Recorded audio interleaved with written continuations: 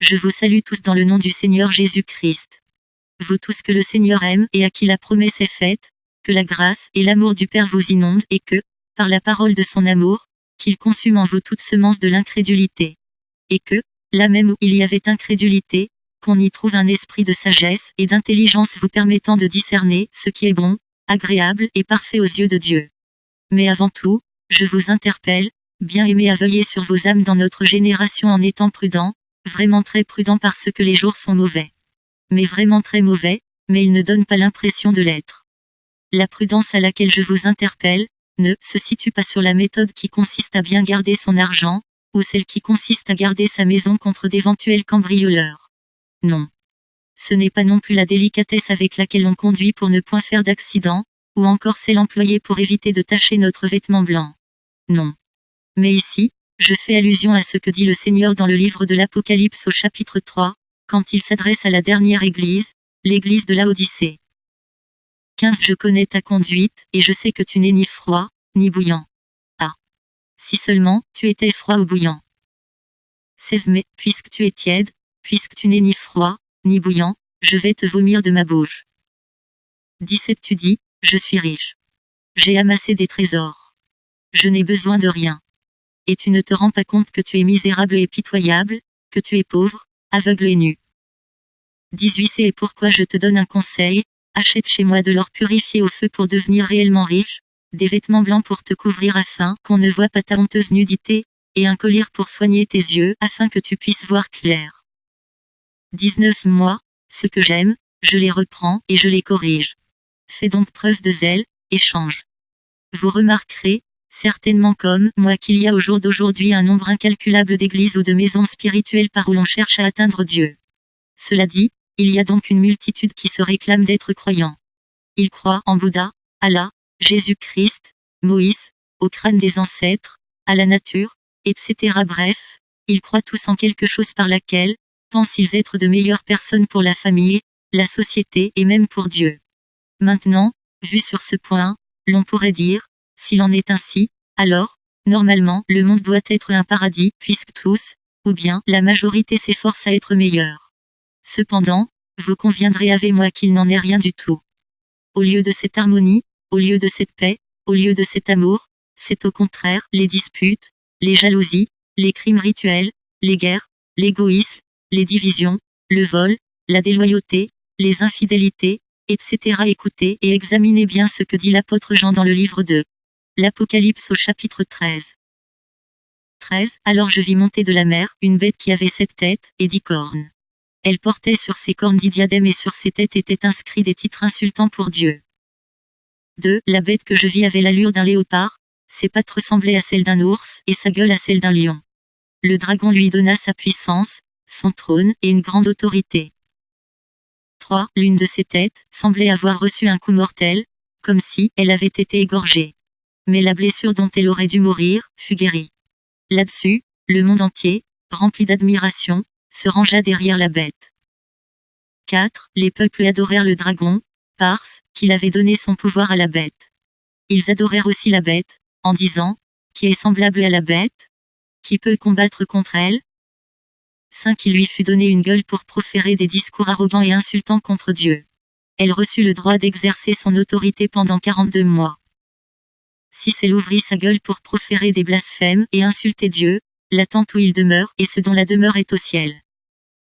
7. Il lui fut même permis de faire la guerre à ceux qui appartiennent à Dieu et de les vaincre.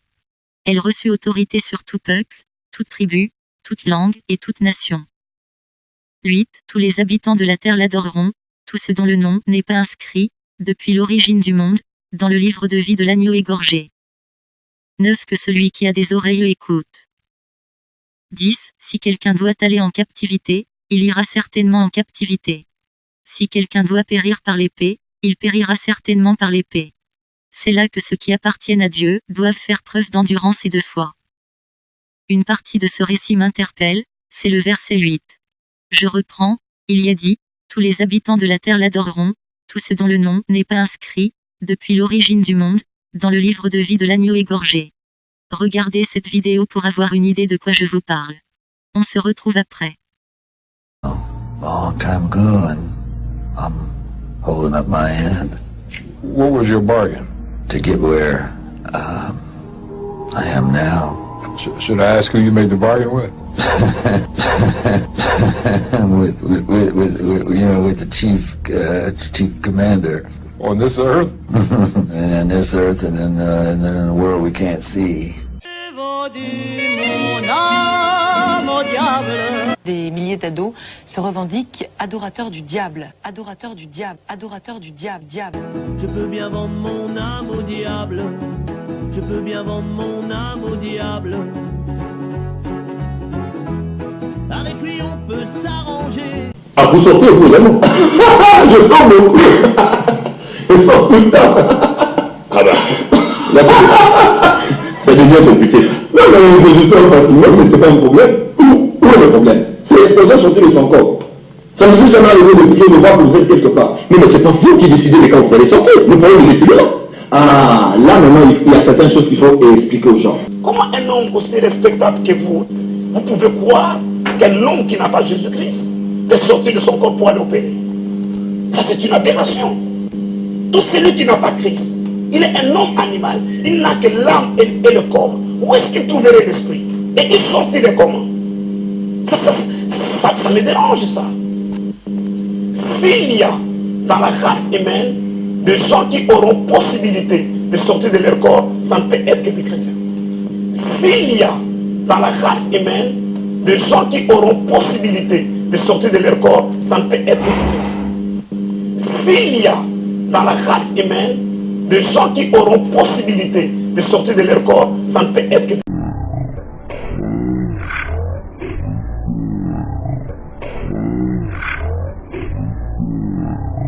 A wise and Holy Ghost-inspired author, an outstanding and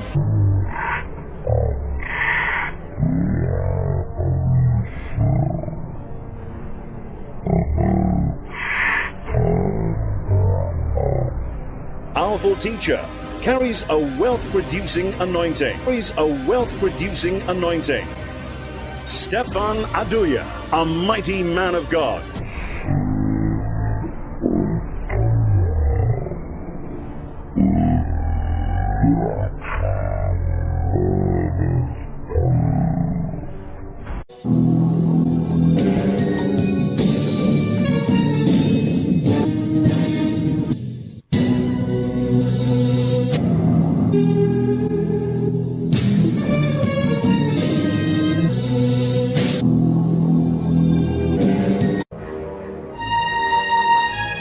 In the Toronto Blessing.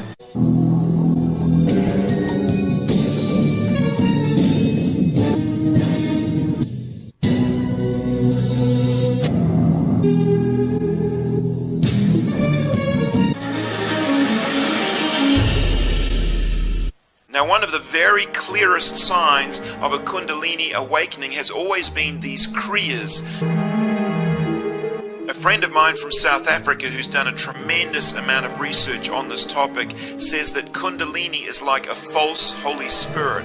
It produces even miracles and healings, infusions of love and power and energy and emotion and all these kinds of things, and yet it's the Hindu version of the Holy Spirit, and it's... Au vu de tout ceci, et en référence toujours au verset 8 du texte dont nous venons de lire, l'on remarque que, à la fin des temps, il n'y aura que deux camps. Ceux qui adoreront Satan, qui sont d'ailleurs la majorité, et ceux qui adoreront le vrai Dieu créateur du ciel et de la terre, cette infime minorité de personnes dont les noms ont été écrits dans le livre de vie de l'agneau égorgé, avant la fondation du monde. À partir de là, l'on peut déjà comprendre que les multiples croyances et religions qui existent, et dont on vante les mérites, ne sont rien d'autre que les camps de concentration des démons, des lieux utilisés par Satan pour accomplir son œuvre de séduction.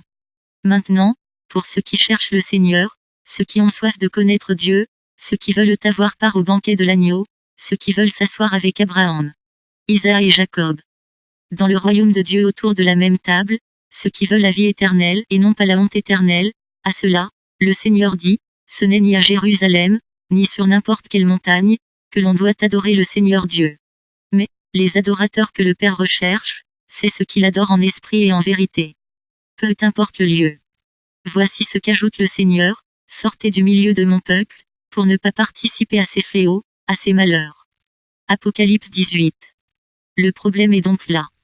Nous avons vu dans la vidéo comment les milliers de personnes se réclament être adorateurs du diable, et comment celui qui était, et qui n'est plus, et qui reparaîtra, à savoir l'ennemi de Dieu, dont a parlé l'apôtre Jean au chapitre 13 de l'Apocalypse, aujourd'hui encore conduit les hommes à cette même pratique de rébellion, qui consiste à ouvrir leurs yeux spirituels. Or le Seigneur, dans Apocalypse au chapitre 3 dit à l'église de Laodicée, « Je te conseille d'acheter de moi de l'or éprouvé par le feu afin que tu sois riche. Des vêtements blancs afin que tu sois vêtu et que la honte de ta nudité ne paraisse pas, et un collier pour oindre tes yeux afin que tu vois. » Et Paul dit dans le livre des Éphésiens au chapitre 1 de 15 à 18. C'est pourquoi, moi aussi, ayant entendu parler de votre foi au Seigneur Jésus et de votre charité pour tous les saints, je ne cesse de rendre grâce pour vous, faisant mention de vous dans mes prières, afin que le Dieu de notre Seigneur Jésus-Christ, le Père de gloire, vous donne un esprit de sagesse et de révélation, dans sa connaissance. Et qu'il illumine les yeux de votre cœur, pour que vous sachiez quelle est l'espérance qui s'attache à son appel, quelle est la richesse de la gloire de son héritage qu'il réserve aux saints. Qu'est-ce qu'on comprend alors à l'écoute de tout ceci? C'est qu'il y a deux camps. Un camp constitué de l'armée de l'Éternel, qui sont les enfants de Dieu. Et un autre camp constitué de l'armée du diable, qui sont en fait les enfants du diable, la descendance spirituelle de Caïn, les frères de Judas Iscario, le traître. Ces derniers ont les yeux spirituels ouverts et par conséquent, ils ont accès au monde spirituel de manière consciente. Certains vous parleront des choses du genre, la sortie du corps, le voyage astral, la contemplation, etc. Mais aujourd'hui, nous ne nous appesantirons pas sur l'armée du diable. Non. Ce qui est au diable, appartient au diable, et est destiné pour le feu. Mais ceux qui sont à l'Éternel lui appartiennent, et le Seigneur Jésus-Christ a dit, de toutes les brebis que le Père m'a données, aucune ne se perdra. Mais il y a un truc que j'ai contre toi, dit le Seigneur, c'est que tu es tiède. Et, parce que tu es tiède, je te vomirai de ma bouche. Aie donc du zèle, et répands-toi. Le Seigneur, notre Sauveur a dit, vous êtes le sel de la terre, la lumière du monde. Si le sel perd de sa saveur, avec quoi la lui rendra-t-on? Il ne sert plus qu'à être jeté puis à être foulé. Refusez, je vous prie, quoi qu'il en coûte, cette position. Le sel qui perd sa saveur, ici, il fait allusion au chrétien, ou à l'enfant de Dieu qui vit dans le péché, dans les plaisirs du monde, les excès de tout genre tout en oubliant ses origines. Je vous le dis bien aimé, ces choses attristent le Saint-Esprit qui est en vous. Vous savez, il y a un peuple qui doit vaincre. Selon qu'il est dit, à celui qui vaincra, je le ferai asseoir sur mon trône, de même que j'ai vaincu et je me suis assis sur le trône de mon Père. Le Seigneur a dit, quand l'on allume une lampe, ce n'est pas pour la mettre sous le lit, non. Mais elle est mise sur une place élevée de la maison afin que ceux qui sont dans la maison soient éclairés. Si donc vous êtes la lumière du monde, laissez Dieu aux commandes de votre vie. Luisez au nom de Jésus-Christ pour la gloire du Père. Amen. Maintenant, parlons de cette armée. Parlons des fils et des filles du Dieu vivant. Je vous dis, mes bien-aimés, il n'y aura qu'un peuple qui vaincra. Une seule qualité de personnes qui seront capables de surmonter toutes les difficultés et épreuves jusqu'à rester debout après avoir tout surmonté, et paraître debout devant le Seigneur. Ce sont des soldats de l'Éternel. Regardez, pour une remarque, ils ne vaincront pas parce qu'ils sont forts ni sages, non. Mais ils vaincront à cause du sang de l'agneau et à cause de la parole de leur témoignage. Ne vous rappelez-vous pas ce que dit le Seigneur? Voici ce qu'il dit, je te rends grâce, Seigneur du ciel et de terre, de ce que tu as caché ces choses aux sages et aux intelligents, mais que tu les as révélées aux enfants. Et aussi, au travers de l'apôtre Paul il dit, Dieu a voulu confondre les choses sages par celles qui sont folles, et les choses fortes par celles qui sont faibles. Petits enfants, dit le Seigneur, ne craignez pas le monde car j'ai vaincu le monde. Et celui qui est en vous est plus fort et plus grand que celui qui est dans le monde. Vous savez bien, aimez que le monde a été créé par la parole de Dieu. Et c'est cette parole qui s'est faite chair et a habité parmi nous plein de grâce et de bonté. On l'a appelé Emmanuel, Jésus-Christ, le Seigneur. Maintenant, j'aimerais attirer votre attention sur le fait qu'il a aussi créé tous les êtres humains. Toi qui écoutes cette vidéo, moi, même les sectaires et blasphémateurs qui aujourd'hui, l'ayant oublié, blasphément et insultent le nom de celui par qui ils ont été créés. Maintenant, vous me poserez la question de savoir, lui qui est omniscient, omniprésent et omnipotent ne pouvait-il pas, tandis qu'il créait, supprimer tous ces rebelles et blasphémateurs? Écoutez, je vous conseille de suivre l'enseignement intitulé Séduit par sa propre beauté. Pour résumer, Vous devez savoir que ce n'est pas l'homme, le problème, mais le problème remonte depuis l'origine. Le père de tout cela c'est Satan car, il est le père du mensonge. C'est la raison pour laquelle tous ceux qui suivent cette voie sont ses enfants. Jean 8 verset 44. Vous avez pour père le diable, et vous voulez accomplir les désirs de votre père. Il a été meurtrier dès le commencement, et il ne se tient pas dans la vérité, parce qu'il n'y a pas de vérité en lui. Lorsqu'il profère le mensonge, il parle de son propre fond, car il est menteur et le père du mensonge. Mais cependant, vous devez savoir que l'homme n'a pas été fait pour le feu, la mort. L'homme a été fait pour Dieu, il a été fait pour faire la gloire et la joie de Dieu sur terre. Raison pour laquelle il a été fait à son image selon sa ressemblance. Maintenant, est-ce que les hommes ne vont-ils pas mourir? On que si. Beaucoup même. Parce que cela aura été leur choix. Imaginons un instant un examen officiel comme le baccalauréat, les élèves en début de classe sont tous soumis au même enseignant, reçoivent tous les mêmes cours de base mais, il y en a qui réussiront et ceux qui échoueront. Mais ce n'est pas la volonté du directeur d'école qu'il y ait des échoués. Écoutez maintenant ce que dit le Seigneur dans le livre de Matthieu 25 au verset 41. 41. Puis il se tournera vers ceux qui seront à sa gauche, retirez-vous loin de moi, vous que Dieu a maudits, et allez dans le feu éternel préparé pour le diable et ses anges.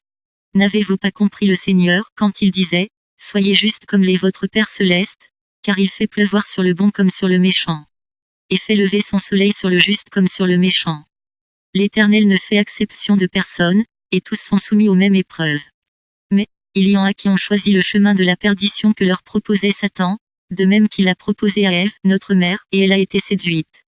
Raison pour laquelle la chair et le sang ne peuvent hériter du royaume des cieux, parce que condamnés au péché. C'est en fonction de cela que certaines personnes ont été prédestinées à la vie, car, lors de la création, tandis qu'il créait, il pouvait voir qu'un tel voudrait être sauvé et qu'un autre ne le voudrait pas. Car je vous le dis en vérité, le Père de gloire a tout fait, il a regardé dans tous les aspects et possibilités qui pouvaient être pour sauver l'homme. Raison pour laquelle le Seigneur Jésus, Christ dit aux gens de son époque, « Pourquoi murmurez-vous contre moi? Ne peut venir à moi que celui que le Père a attiré premièrement. » Jean 6 versets 43 à 44. Jésus leur dit, « Cessez donc de murmurer ainsi entre vous. Personne ne peut venir à moi si le Père qui m'a envoyé ne l'attire, et moi, je le ressusciterai au dernier jour. » Vous rappelez-vous de ces paroles du Seigneur dans le livre de Luc au chapitre 16? Résumé. Il y raconte l'histoire du mauvais riche et du pauvre Lazare. Tandis que l'homme riche était en proie aux flammes, il dit à Abraham, « Envoie Lazare dans la maison de mon père, pour qu'il dise à mes frères que la géhenne existe bel et bien, afin qu'ils se détournent de leur mauvaise conduite et qu'ils ne me suivent pas dans ce lieu de tourment. » Voici la réponse que lui fit Abraham, « Ils ont Moïse et les prophètes, qui les écoutent. » Il ajoute, « S'ils ne parviennent pas à croire au message de ces prédicateurs, ils ne croiraient pas même si un mort ressuscitait pour leur attester ces choses. » Voyez-on, bien aimé dans le Seigneur, l'amour de Dieu.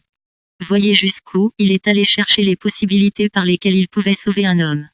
Il a regardé parmi toutes les possibilités qu'il pouvait y avoir, jusqu'à tester avec les morts ressuscités pour voir si l'homme croirait sans problème. Et là non. Mais tout cela est arrivé, et l'homme ne comprend toujours pas le verset qui dit, « Dieu a tant aimé le monde qu'il a donné son Fils unique afin que quiconque croit en lui ne périsse point, mais qu'il ait la vie éternelle. » Vous voyez? Notre frère Paul, l'apôtre a dit, « Comme les hommes, avec leur intelligence n'ont pas connu la sagesse de Dieu, Dieu a donc voulu qu'ils soient sauvés par la folie de l'Évangile. » 1 Corinthiens 1 verset 21. En effet, là où la sagesse divine s'est manifestée, le monde n'a pas reconnu Dieu par le moyen de la sagesse. C'est pourquoi Dieu a jugé bon de sauver ceux qui croient, par un message qui paraît annoncer une folie. Il suffit donc de croire au message qui t'est annoncé par le serviteur du Dieu très haut créateur du ciel et de la terre. Si les hommes pouvaient être plus sauvés par quelque autre chose qui existe, ils utiliseraient cette chose-là.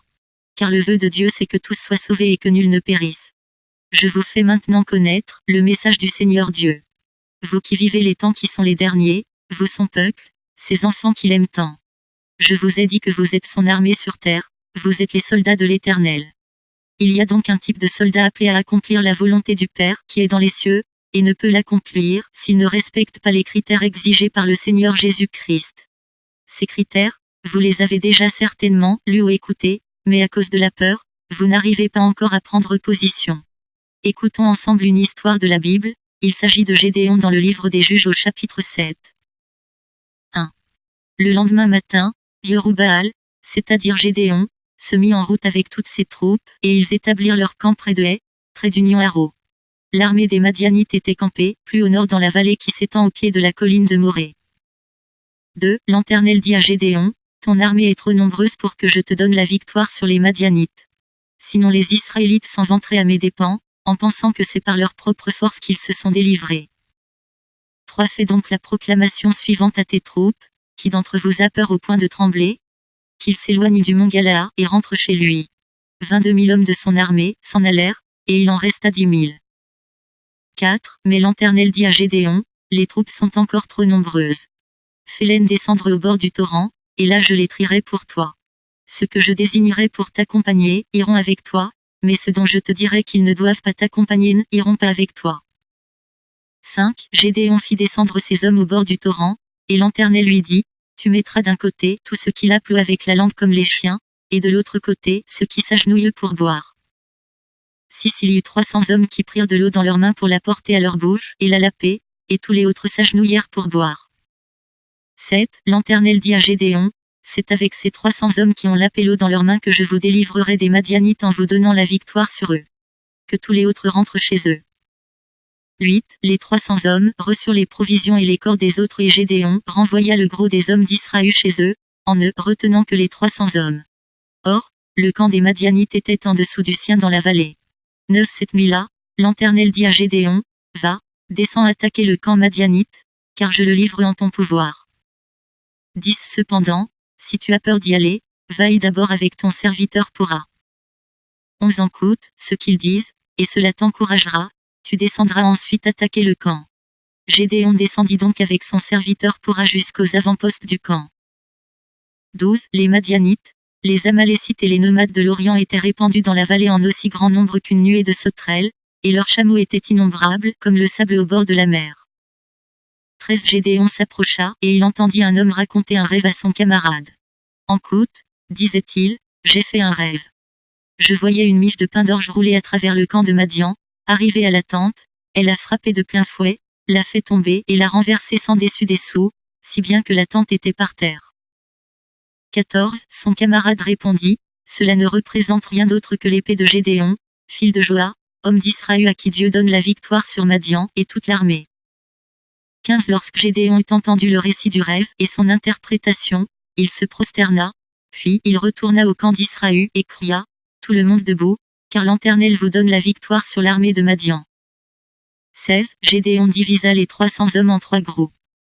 Et remit à chaque soldat un corps et une cruche vide dans laquelle on mettait une torche allumée. 17. Il leur dit, vous me regarderez faire et vous ferez exactement comme moi. Je vais m'avancer jusqu'aux abords du camp. Quand j'y serai arrivé, vous n'aurez qu'à m'imiter. 18. Quand je sonnerai du corps avec ceux de mon groupe, vous sonnerez aussi du corps tout autour du camp et vous crierez, pour l'Éternel et pour Gédéon. 19. Peu avant minuit, Gédéon et les 100 hommes de son groupe arrivèrent aux abords du camp. On venait juste de remplacer les sentinelles. Soudain, ils sonnèrent du corps et cassèrent les cruches qu'ils tenaient à la main. 20. Les 3 groupes sonnèrent du corps et cassèrent leurs cruches.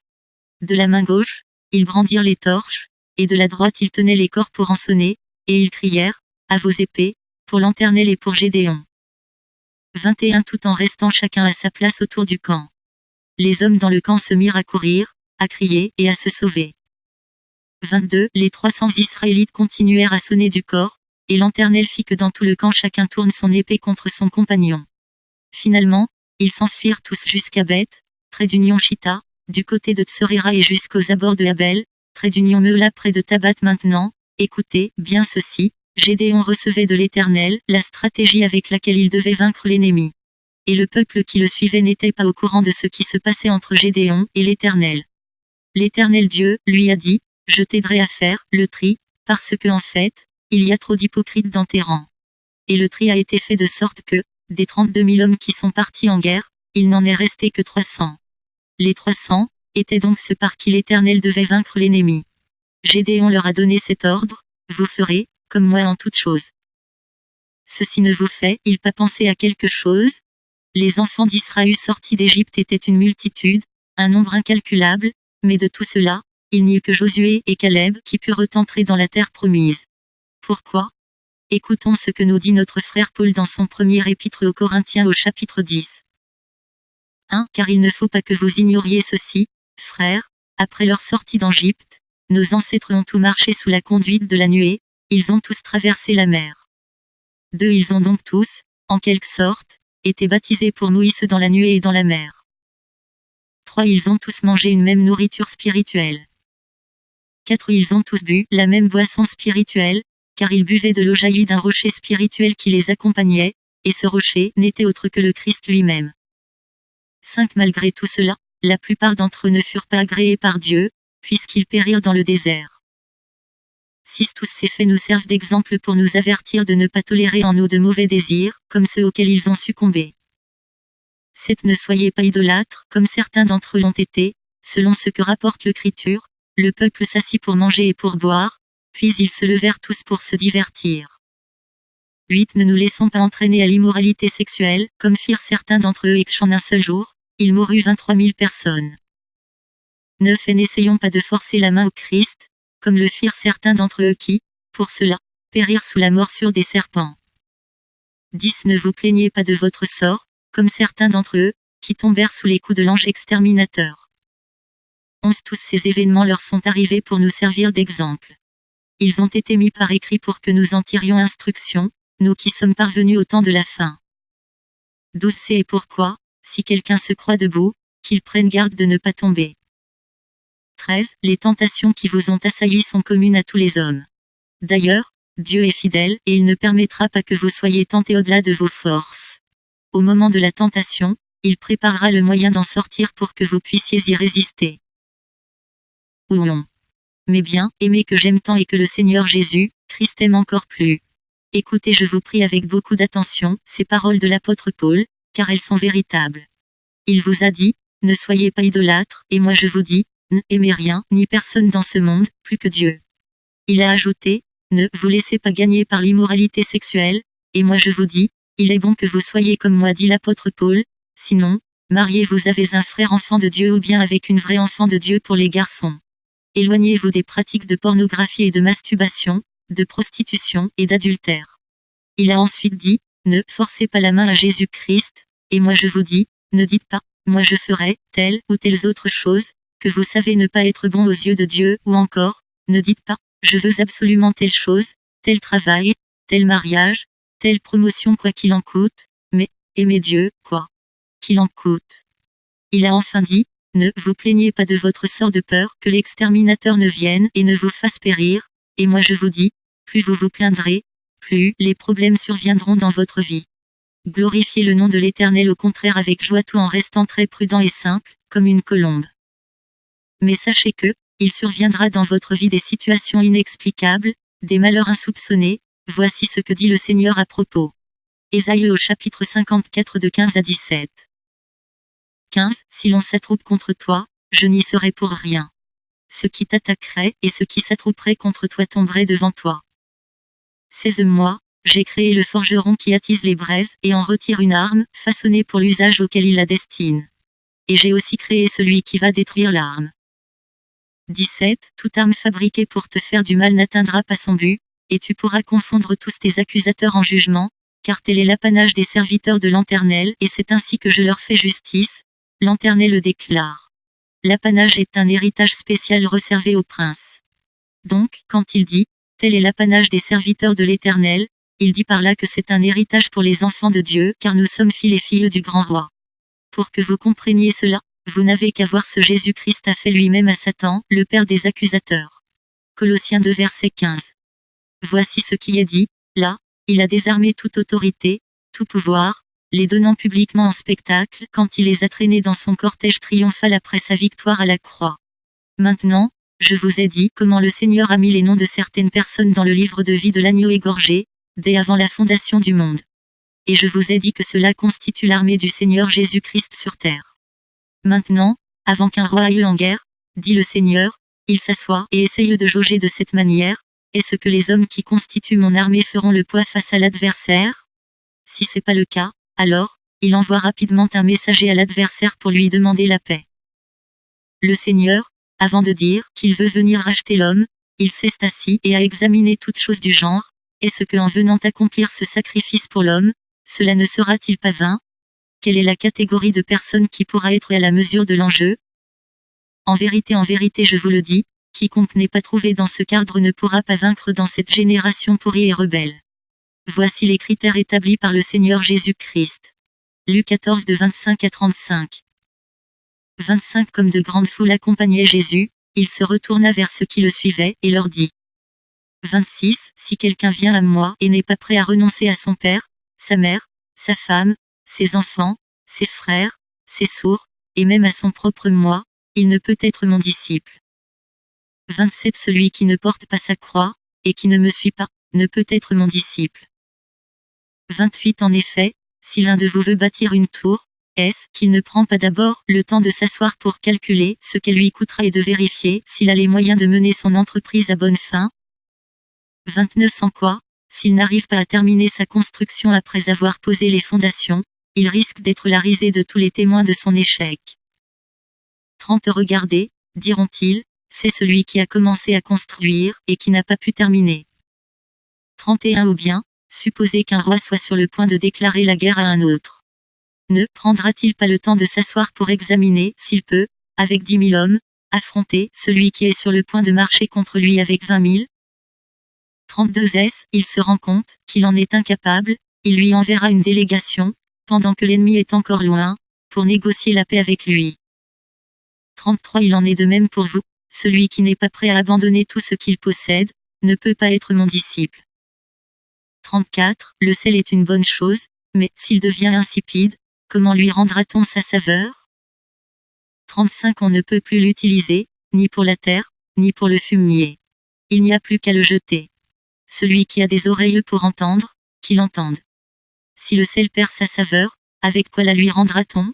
Jésus, Christ dit, vous êtes le sel de la terre, cela dit, vous avez en vous quelque chose qui fait votre valeur et votre importance sans laquelle vous ne valez plus rien. C'est une couronne, la couronne du salut. Cette couronne, c'est la marque de Dieu dans votre vie, un signe qui montre que vous lui appartenez, l'esprit de vérité que le Père donne à tous ceux qui croient en son Fils Jésus-Christ. Cette couronne-là, Satan a après elle, il veut que vous la perdiez. Et si vous la perdez, qui vous la redonnera, où sera désormais votre gloire? Vous ne vaudrez plus rien, et vous ne serez plus qu'un temple où viennent se balader et se réfugier les esprits impurs et odieux. Qu'est-ce qui peut vous séparer avec cet héritage? C'est le péché, la désobéissance à la parole de Dieu. Ne péchez donc pas volontairement après avoir ouï la vérité. Hébreux 10 de 26 à 27. Car, si nous péchons volontairement après avoir reçu la connaissance de la vérité, il ne reste plus de sacrifice pour les péchés, mais une attente terrible du jugement et l'ardeur d'un feu qui dévorera les rebelles. Mais tout ceci ne vient pas de vous. Je veux dire, la capacité à aimer, à pardonner, à donner ou à partager, etc. ne vient pas de vous. Car ce n'est pas ce qui vient de vous qui vous justifie, mais plutôt ce qui est accompli par l'Esprit Saint de votre Père qui est dans les cieux. Ayez pour cela une communion avec le Saint-Esprit au travers de la méditation de la parole de Dieu, la prière constante et régulière, et aussi le jeûne. Couronnez le tout en obéissant à la parole qui vous sera révélée par le Saint-Esprit. Marchez de la sorte en esprit pour ne pas accomplir les désirs de la chair. Si vous ne méditez pas, vous ne connaîtrez pas la vérité cachée dans les Saintes Écritures, la parole révélée par le Saint-Esprit vous permettant de connaître votre Père qui est dans les cieux et Jésus-Christ, votre Seigneur. S'il n'y a pas méditation de la parole de Dieu, alors vous serez à la merci de ces loups ravisseurs qui viennent à vous en vêtements de brebis et qui cependant, ne sont que des séducteurs. Si vous ne priez pas, alors vous n'aurez pas la force de supporter et de surmonter toutes les difficultés auxquelles vous aurez à faire face. Le Seigneur Jésus-Christ n'a-t-il pas dit, prenez garde à vous-même pour que vos esprits ne s'alourdissent pas à force de trop bien manger, de trop boire et de vous tracasser pour les choses de la vie, sinon ce grand jour vous surprendra tout à coup. Car il s'abattra comme un filet sur tous les habitants de la terre. Restez sur vos gardes et priez sans relâche que Dieu vous donne la force d'échapper à tout ce qui doit arriver et de vous présenter debout devant le Fils de l'homme. Luc 21 de 34 à 36. Maintenant, vous devez savoir, mes très chers frères et sœurs dans le Seigneur que, la chair est très faible et les jeûnes multiples vous aideront à la crucifier, elle et ses mauvais désirs. N'est-ce pas que l'apôtre, Paul dit dans 1 Corinthiens 9 de 24 à 27 ceci? 24 Ne savez-vous pas que, sur un stade, tous les concurrents courent pour gagner et que cependant, un seul remporte le prix? Courez comme lui, de manière à gagner.